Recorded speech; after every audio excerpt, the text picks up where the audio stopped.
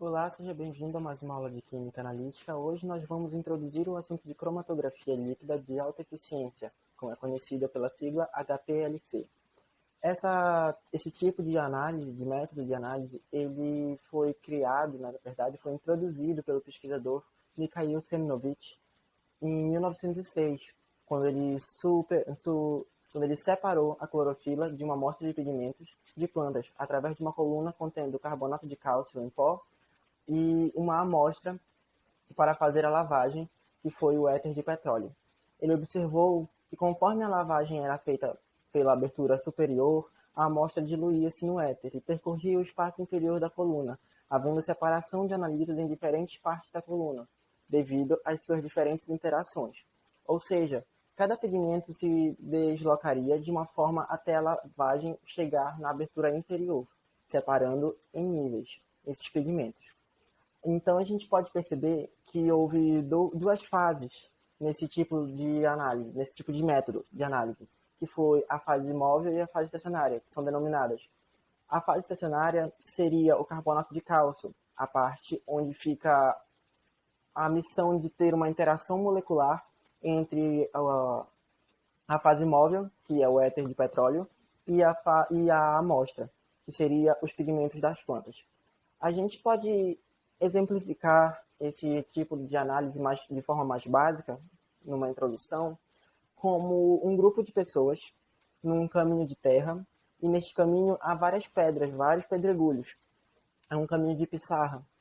Então, uma onda, um tsunami gigante vem atrás dessas pessoas e vai arrastar essas pessoas. De acordo com que essa onda vai arrastando essas pessoas, cada pessoa vai ter um tipo de interação, pois algumas pessoas vão saber correr dessa onda, mesmo num caminho cheio de pedras, outras vão ter dificuldade, vão ser um pouco mais lentas, e outras vão acabar ficando pelo caminho, sendo derrubadas pela onda. E assim a gente fará a separação dessas pessoas, a gente vai ver a separação dessas pessoas de acordo com as suas interações com esse caminho de pedras. E assim a gente pode denominar algumas coisas básicas da cromatografia líquida de alta eficiência, que seria uma coluna cromatográfica, a fase estacionária, que seria a estrada de pedra, a fase móvel, a onda que leva os analitos, e a amostra, que contém os analitos, no caso as pessoas.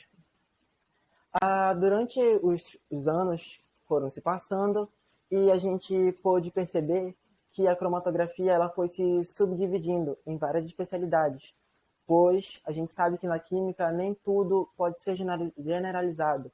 Então, para determinadas quantidades de analitos, de determinados analitos específicos, foi necessário fazer algumas modificações nesses tipos de interações, nesses tipos de fase. Então, a gente pôde ver, foi criado a cromatografia planar e a coluna, que usa uma coluna. E aí, com o avanço da tecnologia, pôde-se colocar instrumentos tecnológicos junto a esse método, e aí sim a gente chega na cromatografia líquida de alta eficiência, que utiliza equipamentos tecnológicos para aumentar a acurácia desse método. É o quê?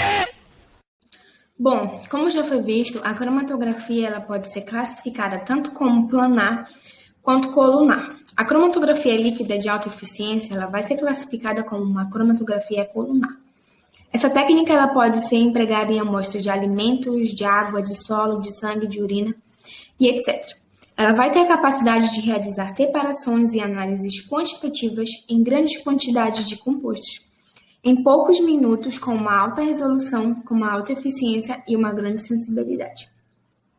Ela vai ter um avanço significativo a partir dos anos 70, onde ela vai ter novas aprimorações tecnológicas, até hoje nela vai ter, e um desses exemplos seriam as colunas preenchidas por partículas de pequeno tamanho, e também o desenvolvimento e aperfeiçoamento de detectores. Um exemplo de detectores seriam a fluorescência, que no caso seria o luminol. O que é o luminol e onde ele é utilizado? Ele é muito utilizado por peritos criminais quando eles vão fazer análise de uma cena de crime. E naquela cena de crime, quando eles querem ver se há vestígios de sangue ali, eles jogam essas substâncias e essa substância ela vai mostrar se vai ter ou não vestígios de sangue ali. Vai ter também o espectrofotômetro de massa acoplados ao HPLC. Essa técnica ela vai garantir alta sensibilidade e eficiência na separação de fases. Ela vai obter informações do composto analisado pela massa molar, pela estrutura química, pela seletividade, etc. Ela vai fazer análise através de formação de íons em fase gasosa. E eles vão ser caracterizados de acordo com a sua massa, com a sua carga, com a sua estrutura e suas propriedades físico-químicas. Essa técnica ela vai ter em aplicações forenses, aplicações alimentícias, ambientais, substâncias químicas, farmacêuticas e entre outros. Bem, pessoal, antes de eu pegar e falar para vocês sobre a cromatografia líquida de alta eficiência e seu funcionamento dentro da máquina, é importante falar sobre duas componentes, que é a fase estacionária e a fase móvel. A fase estacionária ela vai ter o seu funcionamento como um freio, onde ele vai retardar o deslocamento de certos componentes. Ou seja, a fase estacionária vai se fixar em certos componentes da fase móvel, assim resultando num deslocamento atrasado de alguns e num deslocamento rápido de outros. Na fase estacionária podem ser utilizados os componentes tanto dos líquidos quanto dos sólidos, os sólidos sendo denominados de absorventes e os líquidos sendo denominados de película delgada. E a composição dessas misturas se dá também respectivamente de absorção e partição. A fase móvel na cromatografia líquida, ela vai se empregar a mistura também de alguns solventes dentro dela, como metanol, acetonitrila e a água, e vão ser denominados de eluentes. Há um certo critério quanto à escolha desses solventes, ou seja, eles devem ter um alto grau de pureza, assim evitando a contaminação da amostra, uma baixa viscosidade para que não atrapalhe o funcionamento da fase estacionária. Devem realizar uma dissolução da amostra sem que haja perda de composto, ou seja, não danificando a amostra e seu analito. E tem que ter uma polaridade adequada, logo, para que assim ocorra uma boa separação e logo uma boa análise. E o funcionamento do equipamento ele se dá da seguinte forma. A fase móvel, primeiramente isolada, vai ser puxada pela bomba, que vai exercer uma pressão de 400 até de 400 atm, que vai se movimentar pelo fluido até a fase estacionária, onde se encontra a amostra. Nisso, os elementos da fase estacionária vão se fixar à superfície dos componentes da própria fase móvel, e assim vai ocorrer uma diferença de deslocamento devido à sua afinidade, porque aqueles que tiverem uma maior afinidade vão se deslocar de maneira mais lenta, pois vão estar mais pesados, digamos assim. E os que não tiverem tanta afinidade vão fluir de maneira normal, assim gerando separamento logo para uma análise. Pois ao sair da coluna, os componentes passarão por um detector que emite um sinal elétrico, o qual é registrado e vai constituir no computador um cromatograma. A cromatografia líquida de alta eficiência, ela se difere da colunar exatamente por essa velocidade de análise, porque como a bomba exerce uma pressão muito grande, a análise chega a ser mais rápida do que uma cromatografia colunar, aonde, como mostrado na imagem anterior, vai depender da gravidade para exercer a pressão e assim a separação dos seus itens.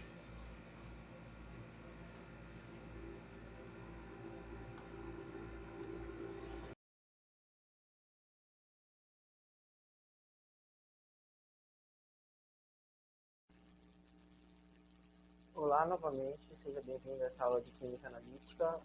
Eu vou estar apresentando nesse momento a cromatografia líquida de alta eficiência na área de engenharia de pesca. Uma de suas aplicações, sabendo que a HPLC ela pode ser considerada fundamentalmente como um método de separação do analito de acordo com as interações moleculares entre a fase estacionária, a fase móvel e a amostra, né, que contém os analitos. Sabendo disso, a gente pode saber também que mudando a polaridade, ou seja, diminuindo a polaridade da fase estacionária e deixando a sua polaridade menor do que a fase móvel, a gente tem a HPLC reversa. E a partir dessa diferença de método, a gente pode aplicar nas algas para definir e quantificar a presença de alfa-caroteno, beta-caroteno e alfa-tocoferol em algas. E isso por um único objetivo, para caracterizar, categorizar e assim selecionar algas como fontes excelentes ou não de vitamina A e vitamina E, tendo em vista que o alfa-tocoferol é um dos 8 compostos da vitamina E mais presente na vitamina E. e mais importante, mais atuante.